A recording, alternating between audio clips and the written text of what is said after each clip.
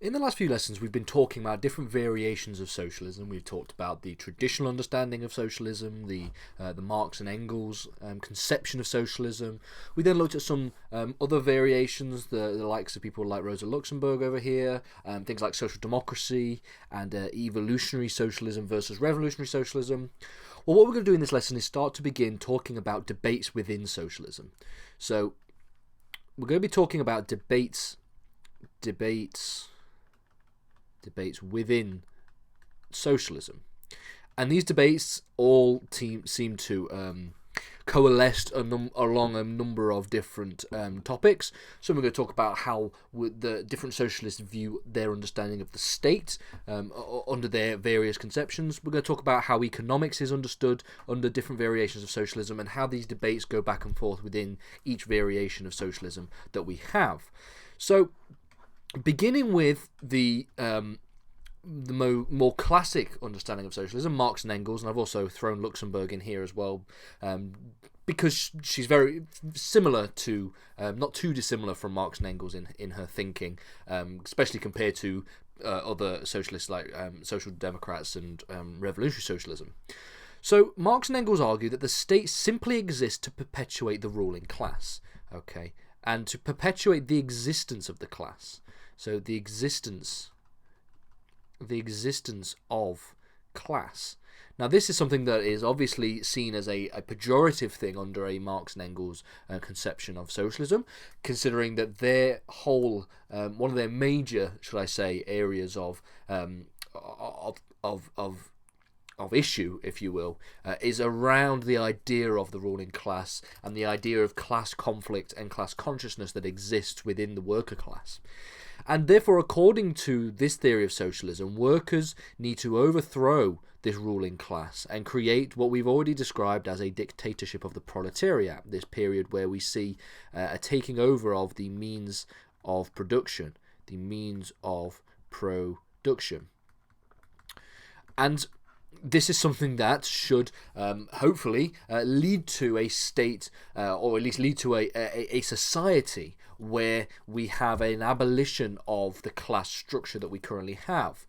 And this dictatorship of the proletariat will have to fight the backlash by the ruling class, okay, fight backlash against the ruling class. And ultimately, if the workers win, they will own the means of production, and the state will eventually, quote, wither away. So this is the Marx and Engels understanding of the state from a socialist perspective. Marx and Engels were not statists.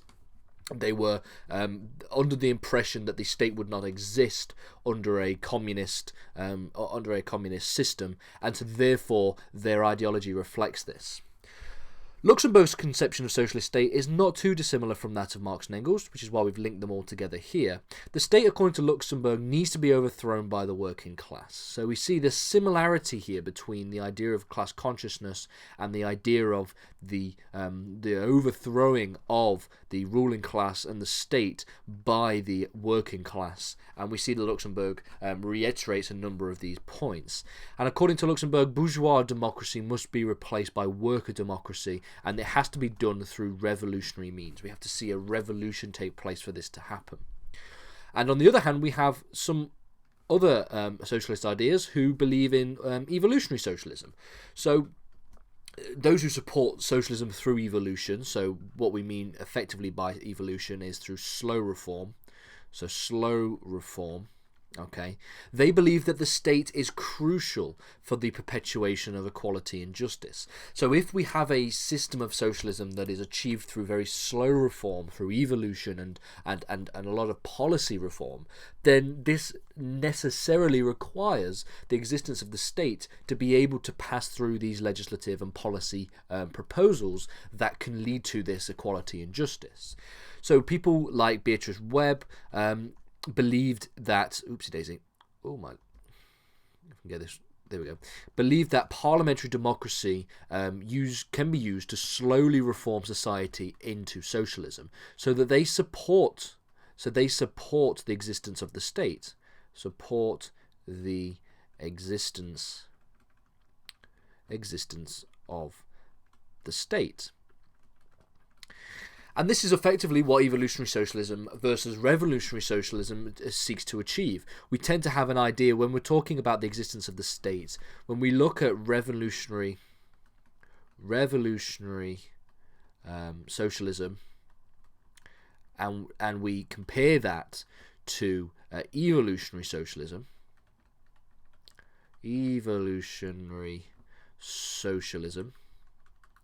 We tend to find that the revolutionary socialists tend to be a lot more anti-state. They tend to be anti-state or anti-statist. And the ones who exist more in the evolutionary socialist tradition tend to be more pro-state.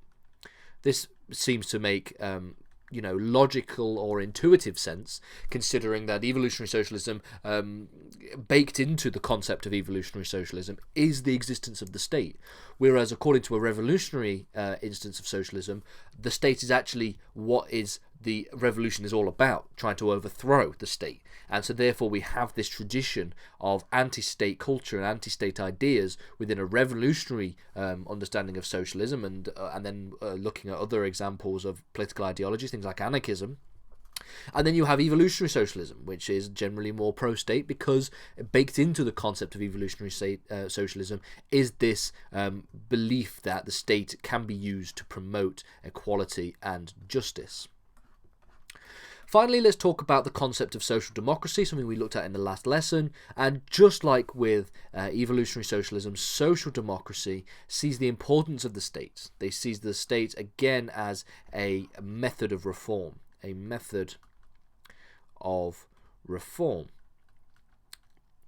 And so they believe, just like evolutionary socialism, in very much the same way, that progressive taxation and redistributive justice, these kinds of ideas, and Keynesian economics, if we continue our understanding, Keynesian economics, okay, they believe that this conception of the state can achieve these kinds of ends, these kinds of just outcomes, like progressive taxation and redistributive justice, all can be achieved under the existence of a state. So we tend to have on one side we have anti-state socialism.